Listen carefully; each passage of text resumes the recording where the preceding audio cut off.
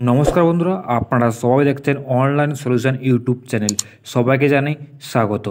ট্রাইয়ের পক্ষ থেকে বিরাট বড় একটা আপডেট বা একটা বিরাট বড় একটা পরিবর্তন, মোবাইল রিচার্জ নিয়ে একটা বিরাট বড় একটা আপডেট বা বিরাট বড় একটা পরিবর্তন ট্রাইয়ের পক্ষ থেকে বদলে গেল সিম কার্ডের রিচার্জের সময়সীমা। নতুন বছরে সুখবর দিল ট্রাই। আপনি যদি সময় মতো রিচার্জ না করান তাহলে সিমটি কিন্তু থাকবে না, আর আপনার বন্ধ হয়ে যেতে পারে আপনার সিম। তা কিন্তু জানিয়েছে ট্রাইয়ের পক্ষ থেকে। 2025 সালে টায়ার পক্ষ থেকে রিচার্জের জন্য একটা বিরাট কিন্তু পরিবর্তন কিন্তু করতে চলেছে। তা কিন্তু আমি জানাবো আপনাদেরকে ভিডিওর মাধ্যমে।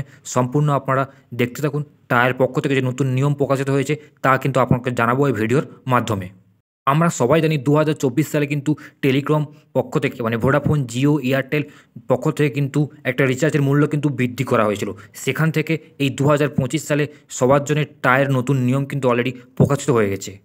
এই ডিজিটাল যুগে দাঁড়িয়ে আমাদের একটা সিম কার্ড কিন্তু খুবই গুরুত্বপূর্ণ, কারণ আধার কার্ডের সাথে, ভোটার কার্ডের সাথে এবং রেশন কার্ডের সাথে এবং ব্যাঙ্ক অ্যাকাউন্ট এবং ইত্যাদি যাবতীয় জায়গায় কিন্তু মোবাইল নাম্বার লিঙ্ক থাকাটা কিন্তু বাধ্যতামূলক। না হলে কিন্তু আপনার এই যাতে এই সমস্যার মুখে পড়তে হয়, তার জন্য কিন্তু এই ট্রায়ের পক্ষ থেকে কিন্তু নতুন নিয়ম কিন্তু প্রকাশিত করা হলো।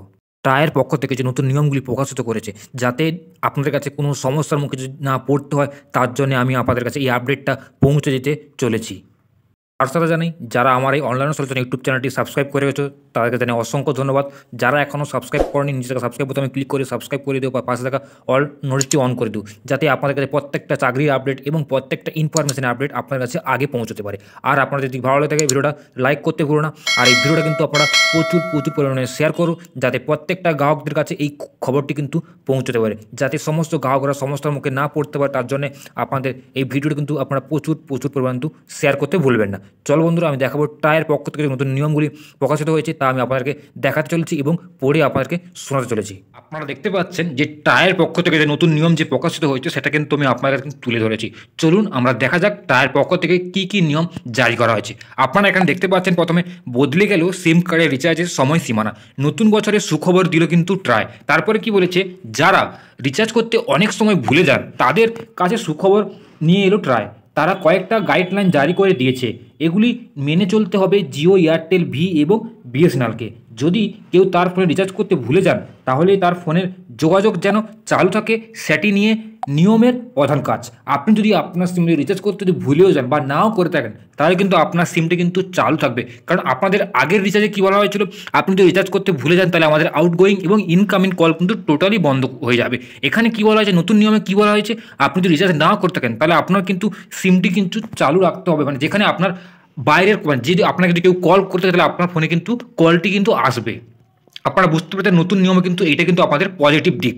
চলুন তারপরে নিয়মগুলোতে কী বলা হয়েছে। তারপরে নিয়মে কী বলা হয়েছে, যারা জিও সিম ব্যবহার করেন তাদের ক্ষেত্রে সিম চালু থাকবে 90 দিন পর্যন্ত। এই সময় পর্যন্ত রিচার্জ না করলেও চলবে। যদি কেউ 90 দিনের পরে নিজের সিমে রিচার্জ না করান তাহলে তার ফোনের সিমটি কিন্তু একেবারে বন্ধ হয়ে যাবে, সেটি তখন অন্য কাউকে দিয়ে দেওয়া হবে। এখানে কি বুঝতে পেরেছেন, আপনাদের আগের নিয়মে কী বলা হয়েছে, আপনার সিমটি কিন্তু চালু থাকবে। জিওর পক্ষ থেকে আপনি জিও সিম যদি আপনি ব্যবহার করে থাকেন, জিওর পক্ষ থেকে কী বলা হয়েছে, আপনার কিন্তু ওই সিমটি কিন্তু 90 দিন অবধি কিন্তু আপনার চালু থাকবে। 90 দিন পরে যদি আপনি রিচার্জ না করেন তাহলে সিমটি কিন্তু আপনার টোটালি বন্ধ হয়ে যাবে। সেই সিমটি কিন্তু জিওর পক্ষ থেকে অন্য কাউকে কিন্তু বিক্রি করে দেওয়া হবে। আপনারা বুঝতে পেরেছেন।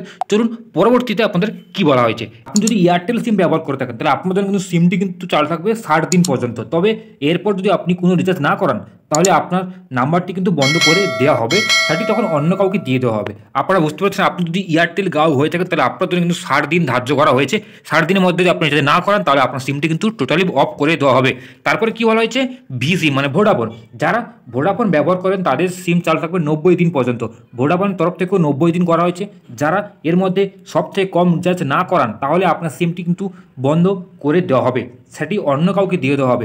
ভোডাফোনের জন্য কিন্তু করা হয়েছে 90 দিনের জন্য কিন্তু আপনাকে ধার্য দেওয়া হয়েছে। 90 দিনের মধ্যে আপনি যদি রিচার্জ না করেন তাহলে আপনার সিমটি কিন্তু বন্ধ করে দেওয়া হবে। এটা কিন্তু ট্রায়ের পক্ষ থেকে কিন্তু জারি করা হয়েছে। তারপরে কি বলা হয়েছে, তবে সবথেকে ভালো অফার দিচ্ছে বিএসএনএল। যদি আপনার কাছে এই সিমটি থেকে আপনি 180 দিন পর্যন্ত সিমটি কিন্তু ব্যবহার করতে পারবেন রিচার্জ না করে।